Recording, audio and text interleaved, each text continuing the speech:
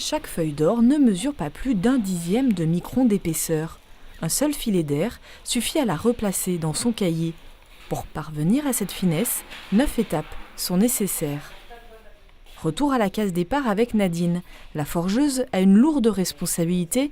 C'est elle qui réalise l'alliage initial. En fonction des besoins, je vais mettre l'or pour faire la couleur.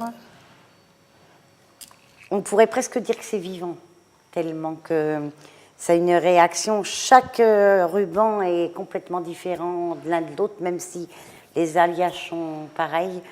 Il y a toujours une relation, j'ai une relation avec les rubans, c'est extraordinaire. Après la fonte, une étape essentielle pour la qualité des feuilles d'or, vient le temps du laminage. Le petit lingot est écrasé pour constituer un long ruban de métal précieux.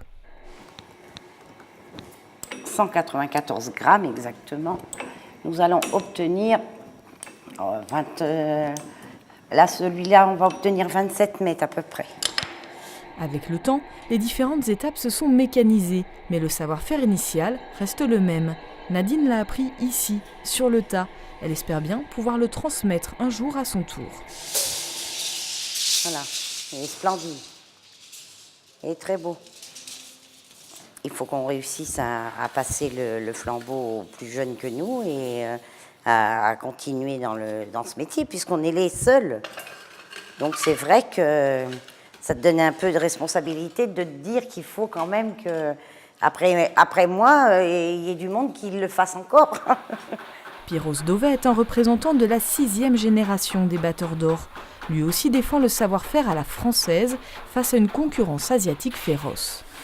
En France, on fait de l'or qu'on appelle bord à bord, qui est la feuille d'or fait la taille du livret, alors qu'en Europe, ils utilisent ce qu'on appelle du survidé, c'est le livret est plus grand que la feuille.